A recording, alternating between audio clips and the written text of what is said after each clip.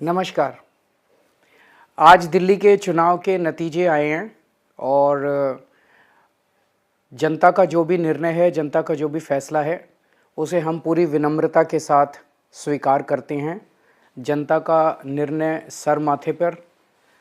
मैं भारतीय जनता पार्टी को इस जीत के लिए बहुत बहुत बधाई देता हूं और मैं उम्मीद करता हूं कि जिस उम्मीद के साथ और जिस आशा के साथ लोगों ने उनको बहुमत दिया है, वो उन सभी उम्मीदों और आशाओं पे पूरा उतरेंगे।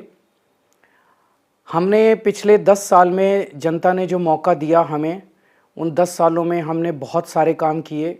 शिक्षा के क्षेत्र में, स्वास्थ्य के क्षेत्र में, पानी के क्षेत्र में, बिजली के क्षेत्र में और भी अलग अलग तरीके से लोगों को राहत पहुंचाने की कोशिश की उनकी ज़िंदगी में, और दिल्ली के इंफ्रास्ट्रक्चर को भी हमने सुधारने की कोशिश की।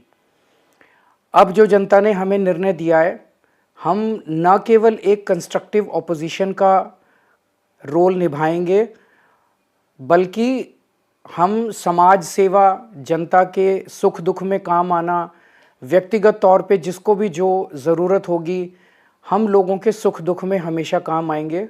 क्योंकि हम राजनीति में कोई सत्ता के लिए नहीं आए, हम राजनीति को एक ज़रिया मानते हैं जिसके ज़रिए जनता की सेवा की जा सके, जिसके ज़रिए लोगों के सुख दुख में काम आया जा सके। वो काम हम करते रहेंगे और हमें आगे भी इसी तरह से जनता के सुख दुख में काम आना है। मैं आम आदमी पार्टी के सभी कार्यकर्ताओं को बहुत बहुत बधाई देना चाहता हूँ। वो बहुत शानदार चुनाव लड़े, बहुत मेहनत की, उन्होंने बहुत कुछ सहा इस पूरे चुनाव के दौरान। उन्होंने बहुत शानदार चुनाव लड़ा। इसके लिए मैं उन सबको, सभी कार्यकर्ताओं को बहुत बहुत बधाई देना चाहता हूँ। नमस्कार। नहीं, समाजवादी पार्टी को पहले ही अंदाज था जिस तरीके से सत्ता का दुरुपयोग किया जा रहा था, जिस तरह से इलेक्शन कमीशन जीरो हो गया था, तो हम लोग तो पहले ही से जानते थे। इसीलिए पार्लियामेंट में इन लोगों ने इलेक्शन कमीशन का कफन डाल दिया था। जब वो कुछ भी किसी जो गड़बड़ी हो रही हो, इसका नोटिस कमीशन ले तो कोई किसी को भी वोट डाल सकता है, बूथ कैप्चर कर सकता है, पुलिस के जरिए लोगों को खदेड़ सकता है बूथ से। यही हुआ। दिल्ली में भी बीजेपी ने जो ये बता रहे हैं कि उनकी अच्छी जीत है और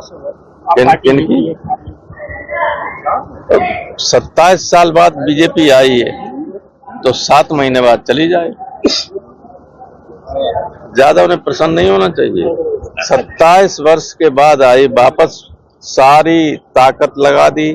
प्रधानमंत्री रोज मीटिंग करते रहे, लेफ्टिनेंट गवर्नर ने अपने पद की गरिमा को ताक पर रखकर हर तरीके का सत्ता का दुरुपयोग किया, आपको हैरेस करने का काम किया, और तब भी नहीं आप हारती।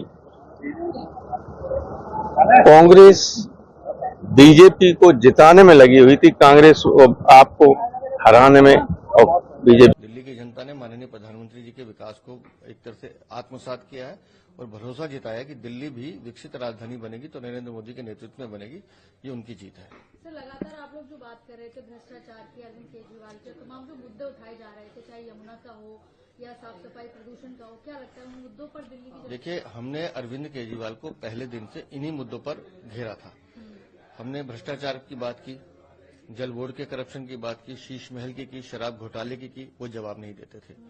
हमने गंदे पानी की बात की, वो जवाब नहीं देते थे। हमने टूटी सड़कों की बात की, साफ सफाई की बात की, वो बिल्कुल जवाब नहीं देते थे। तो पूरी तरह से अरविंद केजरीवाल इन मुद्दों से भाग रहे थे और हमने अपने मुद्दों को छोड़ा नहीं। हमने ये तय किया कि अरविंद केजरीवाल को जवाब देना पड़ेगा और दिल्ली की जनता ने इन्हीं मुद्दों पर मोहर लगाई। भ्रष्टाचार से तंग आकर दिल्ली की जनता ने उन्हें बाहर किया।